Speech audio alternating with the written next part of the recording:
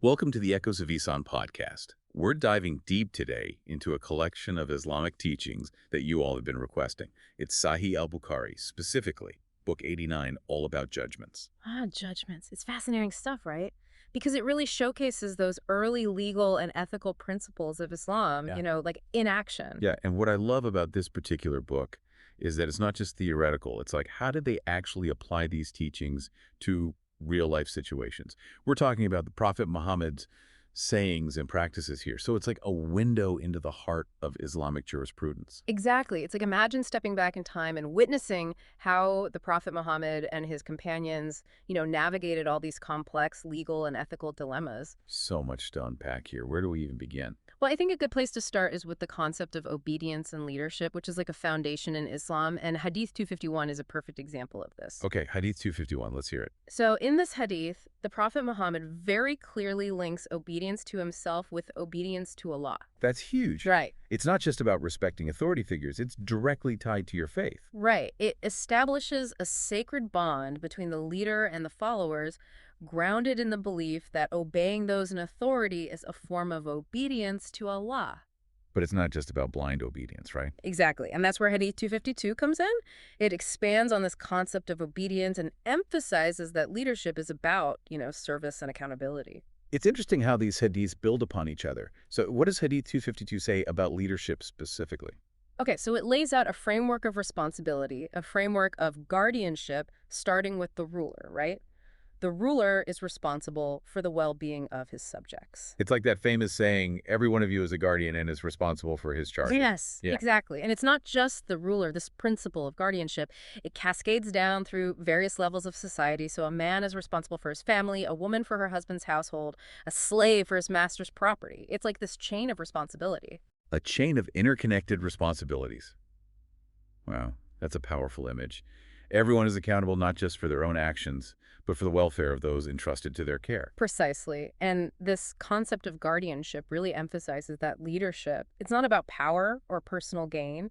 It's about nurturing and protecting those under your care. It's a heavy responsibility. There's a theme of balance here, right? Yeah. Islam emphasizes obedience to those in authority, but it's not absolute. Absolutely not. And that's where things get really interesting when we move on to Hadiths 253 and 254. Okay, Hadiths 253 and 254.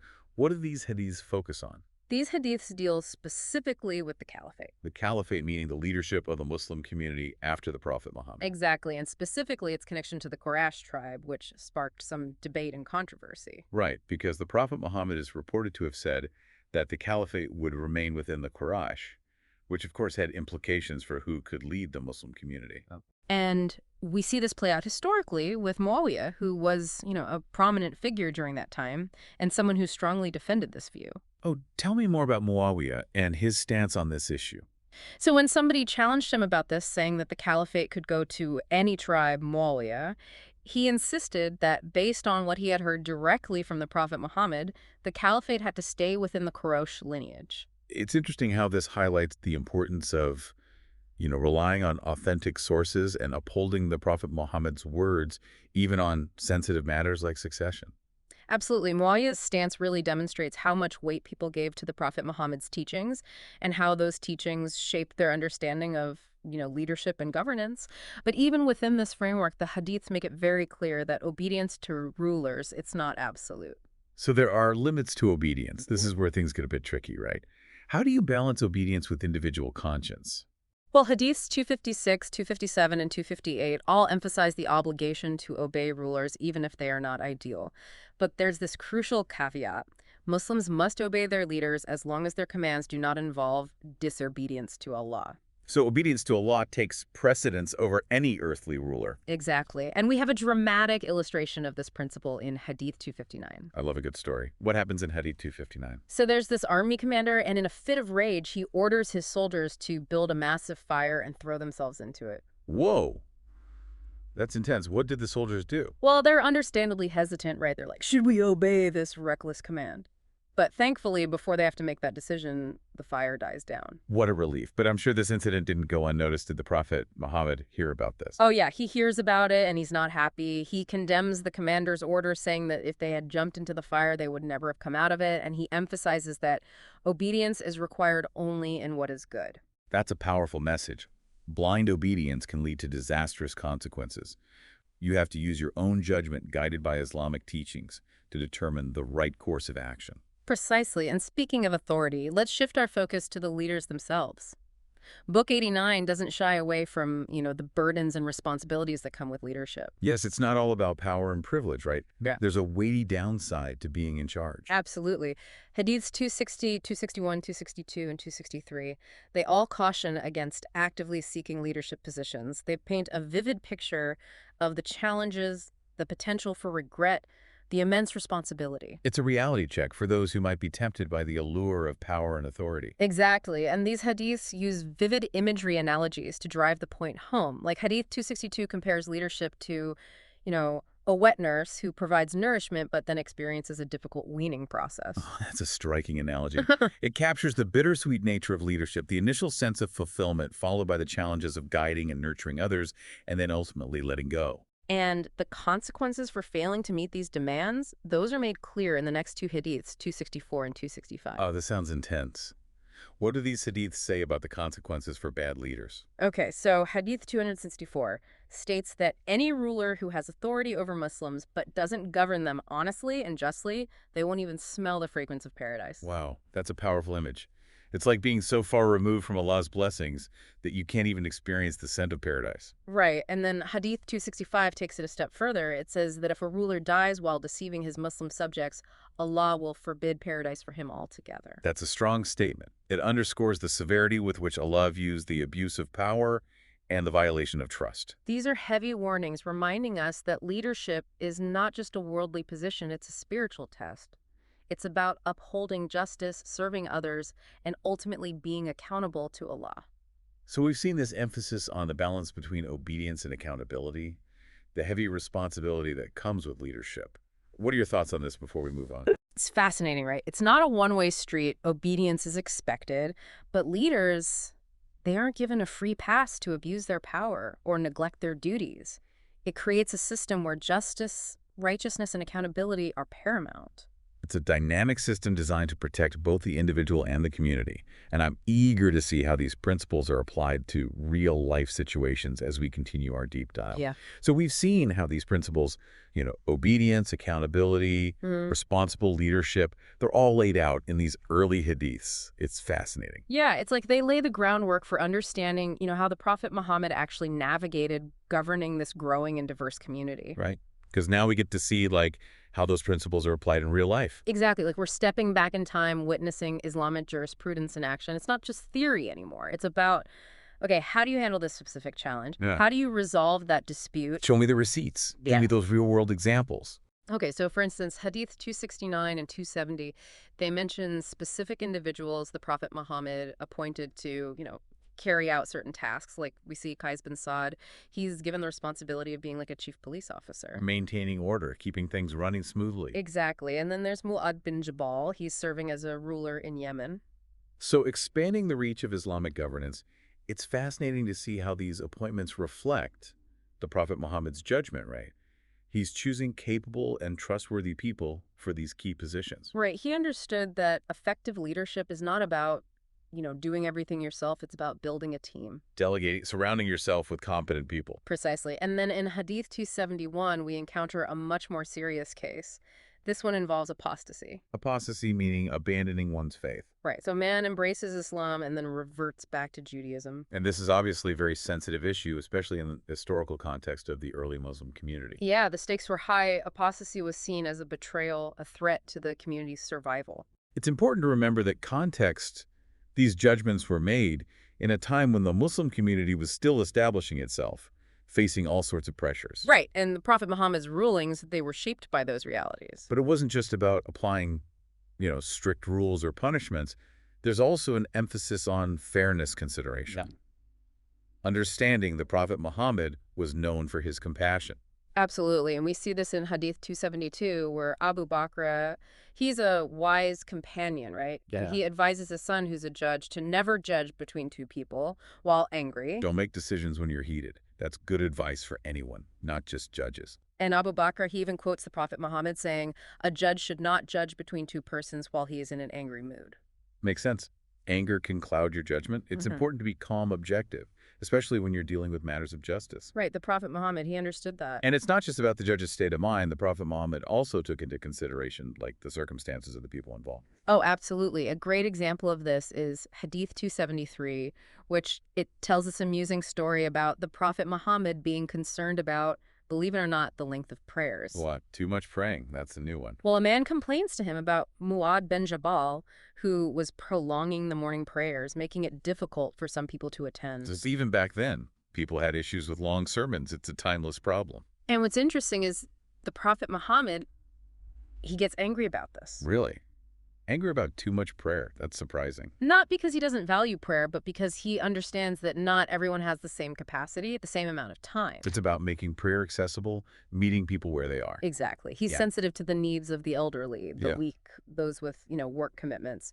Prayer shouldn't be a burden. It's a beautiful example of how Islam balances principles with practicality, making religious practices meaningful for everyone. Right, and this emphasis on fairness, compassion, it extends even to matters of divorce. Divorce, that's always a tough topic, emotionally charged, complex. For sure. And in Hadith 274, we see the Prophet Muhammad correcting Abdullah bin Umar, who divorced his wife during her menstrual period. That's not exactly the most sensitive approach. Yeah, the Prophet Muhammad, he's angry about this because it goes against the principles of fairness, respect for women. So it's not just about the act of divorce itself, but the manner in which it's done.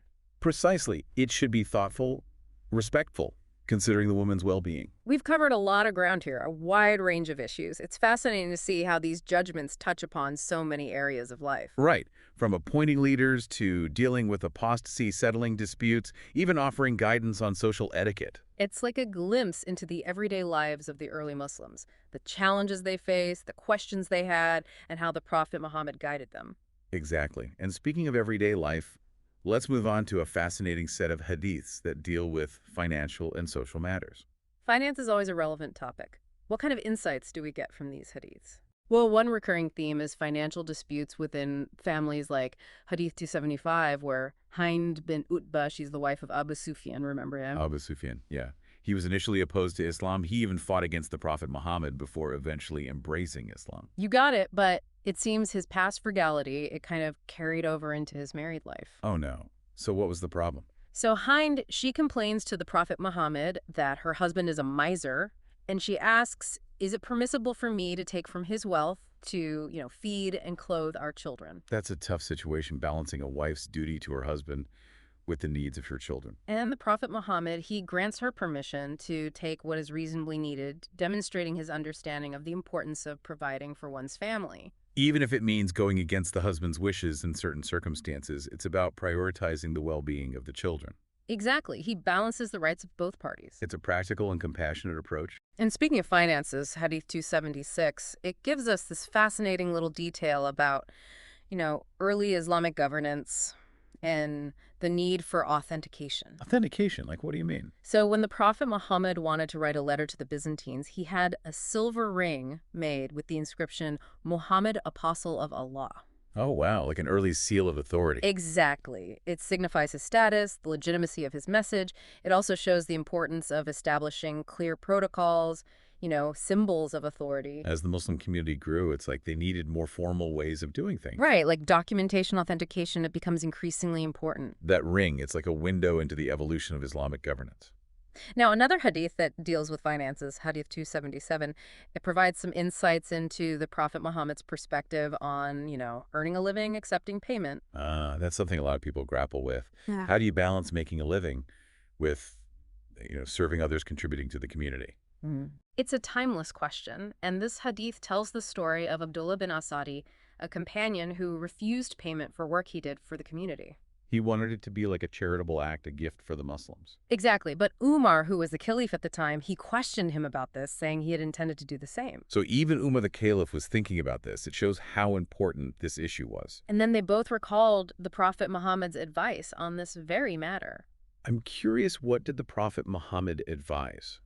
So he told them to take what is given to them without being, overly eager or demanding. Okay, so accept what's offered with humility. But if they weren't offered payment, he advised them not to actively seek it. It's about understanding that your sustenance comes from Allah. Being content with what's provided, whether it's through paid work or other means. It's about finding that balance, working honestly, but not being consumed by the pursuit of wealth. It's a reminder to be detached from material possessions, trust in Allah's provision. It's interesting, this emphasis on sincerity, it connects back to what we were talking about earlier regarding leadership. You mean it's not about the outward appearance of piety or generosity, it's about the inner state of the heart. Precisely. Sincerity is the foundation, whether it's leadership, finances, any aspect of life. It's about aligning your intentions with Allah's pleasure. Now, shifting gears a bit, we encounter a set of hadiths that deal with some more sensitive, challenging matters, accusations of adultery. Adultery, that's a serious transgression in Islam, right? Yeah. With serious consequences. Absolutely. And hadiths 278, 279, and 280, they provide insights into how these cases were handled, how the Prophet Muhammad dealt with these allegations. I'm curious, what kind of cases did he have to deal with? So we see different scenarios. For example, Hadith 278 mentions a case witnessed by Sahl bin Sa'd where husband and wife were involved in what's called li'an. Li'an, that sounds like a legal term. What does it mean? It's a procedure in Islamic law where both the husband and wife, they make oaths to prove or deny adultery. So it's like a way to address these serious accusations in a structured way, seeking truth and justice. Right, and the outcome of li'an, it can be significant. It can lead to divorce, even punishment. So in this specific case, what happened? Well, the hadith, it doesn't mention the specific outcome, but it does say it resulted in divorce. Even if adultery couldn't be proven, the accusation itself, it had a profound impact on the marriage. And then Hadith 279, it mentions another li'an case where a man accuses another of sleeping with his wife. In this case, it's brought before the Prophet Muhammad in the mosque. Publicly in the mosque. That's interesting. It emphasizes, the public nature of these proceedings, the commitment to transparency. The mosque was a center for community life, not just worship. Exactly. And sometimes these cases, they take unexpected turns. Hadith 280 tells the story of a man who approaches the Prophet Muhammad and confesses to adultery. Wow. That's bold, confessing to such a serious sin. Right. And at first, the Prophet Muhammad, he turns away from him, maybe hoping the man will reconsider. But the man insists. He even brings witnesses to testify against himself. Yeah. Witnesses against himself. That's incredible. Why would he do that? It's hard to say for sure. Maybe he was overwhelmed with guilt, seeking purification through punishment, or maybe he believed that accepting punishment in this world would absolve him in the hereafter. It's a complex case. It raises so many questions about human motivation. Right. And the Prophet Muhammad, he seems to accept the confession as genuine. He even asks the man, "Are you mad?" But ultimately, he orders his companions to carry out the punishment for adultery. It's a tragic story. It really shows the human side of justice, the intersection of laws and emotions. Now, moving on to another theme that emerges in several hadiths, the imperfect nature of human judgment. Ooh, that's an important one, especially considering the weight of these judgments. Yeah. Are you saying even the Prophet Muhammad acknowledged the possibility of error? Yes, in Hadith 281, he explicitly says that he's just a man and that he might make mistakes, especially if one party presents their case more persuasively than the other. That's remarkable humility coming from the Prophet Muhammad. And it highlights his humanity, the fact that, even though justice is guided by divine principles, it's ultimately administered by human beings. And he doesn't just acknowledge the possibility of error. He also warns against benefiting from injustice. Exactly. He says that if he mistakenly awards someone a right that belongs to another, they should not accept it. He describes it as giving them a piece of fire.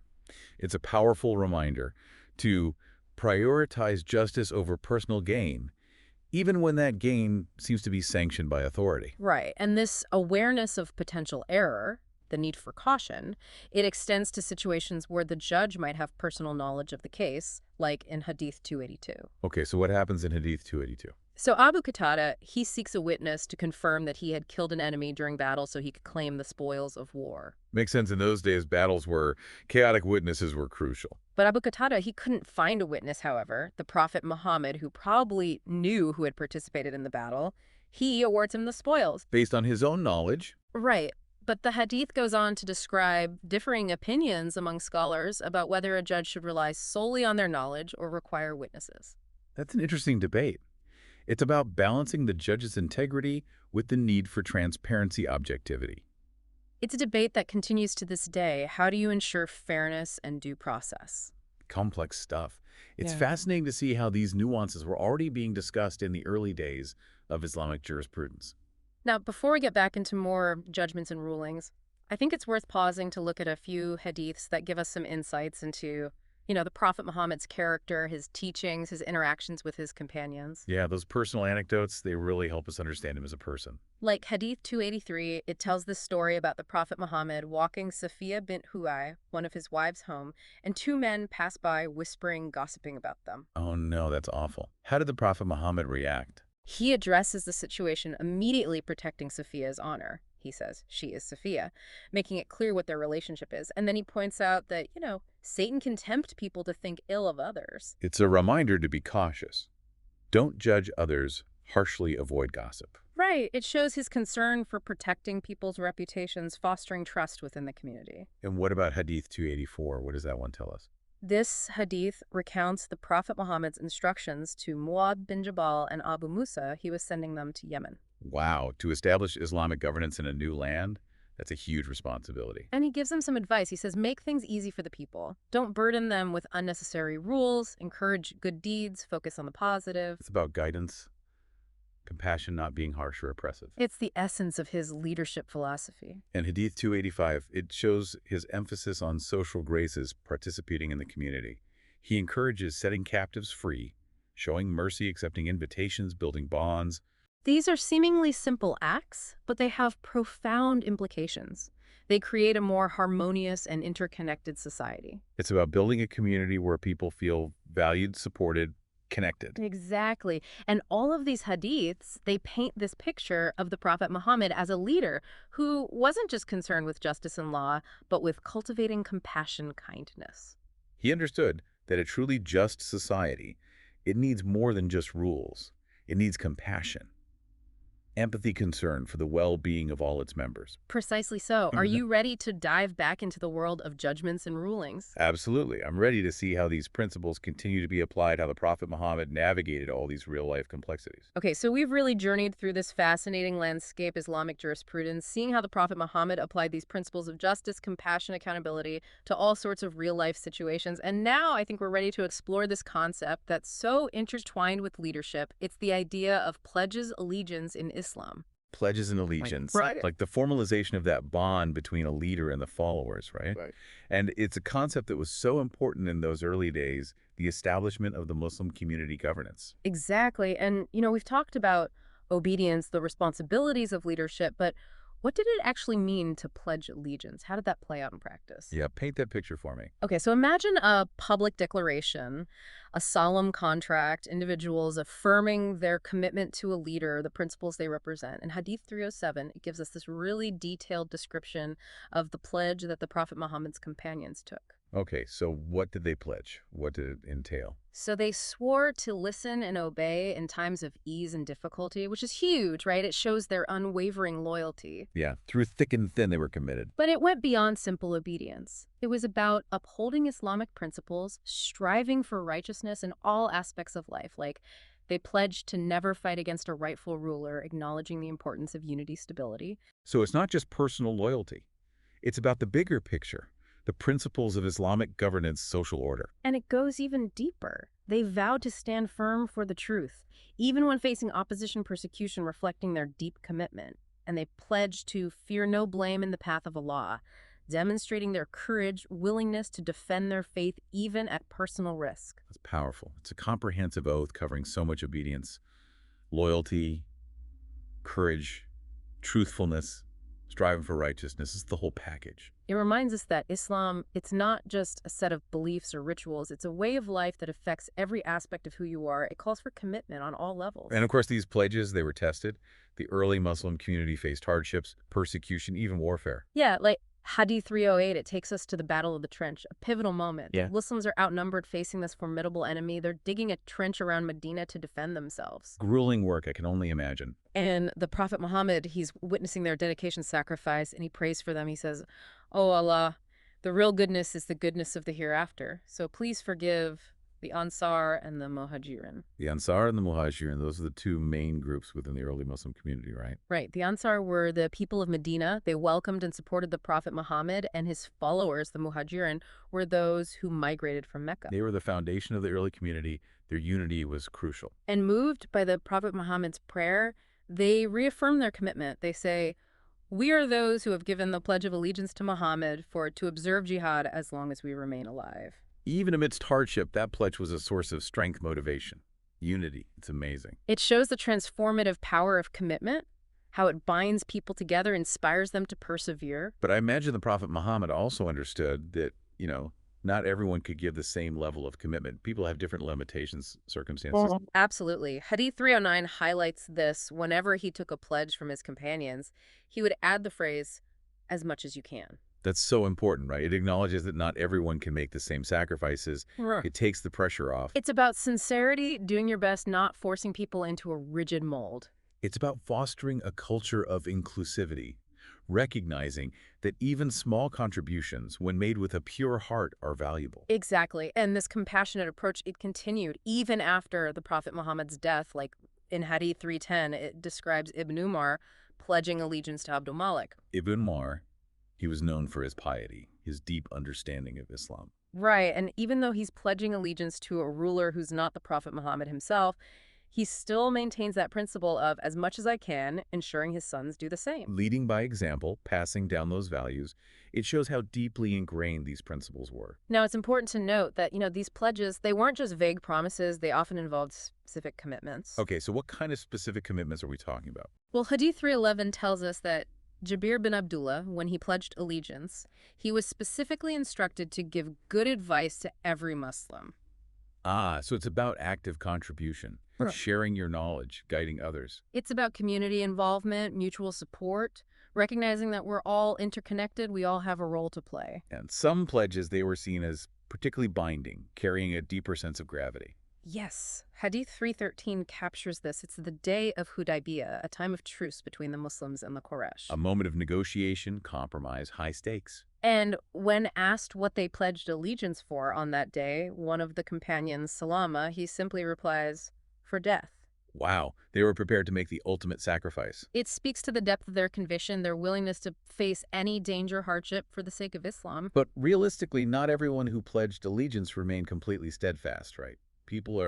Human circumstances change. That's true. And the Prophet Muhammad, he had to navigate these complexities, the broken pledges, the potential consequences. What happened when someone broke their pledge? Hadith 314 gives us an example. It takes us back to the selection of Uthman. As the third caliph Abdurrahman, he's tasked with choosing the next leader. A huge responsibility shaping the future of the community. He consults with various candidates, including Ali, who had strong support. Ali, the Prophet Muhammad's cousin and son-in-law. Right. But Abdurrahman, he senses that choosing Ali could lead to division.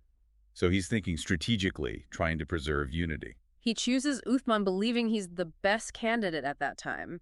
And to ensure Uthman understands the responsibility, he makes him pledge to uphold the laws of Allah, the traditions of the Prophet Muhammad, the precedents set by the previous caliphs. It's about continuity, stability, adhering to the principles that guided the community. And in some cases, people would actually request to be released from their pledges due to changing circumstances, hardships. That's understandable. Life happens, things change. And Hadith 316 tells this story of a Bedouin who pledges allegiance, then gets sick, asks for his pledge to be canceled. He probably felt he couldn't fulfill the obligations anymore. The Prophet Muhammad refuses, reminding him of the seriousness of the commitment. But the Bedouin, disappointed, leaves Medina. And the Prophet Muhammad, he remarks, Medina is like a pair of bellows. It expels its impurities and brightens and clears its good. It's such a beautiful analogy, Medina, the heart of the Muslim community as a place of purification, refinement. It's not just a location. It's a spiritual sanctuary.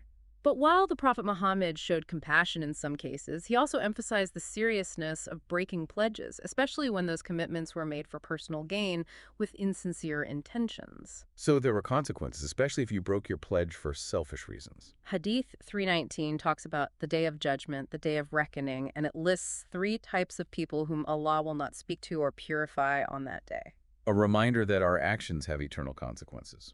In one of those types, it's a person who pledges allegiance to a ruler for worldly gain, but breaks his pledge when he doesn't get what he wants. So sincerity is paramount. It's not about using pledges for personal gain. Hadith 320, it reiterates the pledge, obedience, loyalty, striving in the path of Allah. It highlights both the rewards for fulfilling the pledge and the consequences for breaking it. It's about understanding the weight of that commitment. Now, you might be wondering, how were pledges taken from women? Yeah. Was it different? Hadiths 321 and 322, they shed light on this. The Prophet Muhammad, he took pledges from women verbally, no physical contact, respecting their modesty boundaries. Sensitivity, inclusivity. And the core principles, they remain the same. He would recite a verse from the Quran, emphasizing the oneness of Allah. Tawheed, the foundation of Islamic belief. And in Hadith 322, he prevents women from wailing loudly over the dead, a practice that was seen as excessive. It's about guiding the community towards a more balanced, dignified expression of grief. And before we move on to the topic of succession, Hadith 323, it revisits those requests to be released from pledges. Seems like a common issue. It highlights the Prophet Muhammad's consistent stance, the binding nature of pledges. Commitments matter, especially in the context of allegiance and community responsibility. Okay, now for the big one, succession after the Prophet Muhammad's death. A time of uncertainty debate, as the community figured out who leads us now. And the hadiths we'll look at now, they offer glimpses into those different perspectives, the challenges. Okay, let's hear it. Hadith 324, it's a conversation between the Prophet Muhammad and Aisha, one of his wives. It's personal tender, but it hints at succession. So, Aisha may be sensing the Prophet Muhammad's declining health.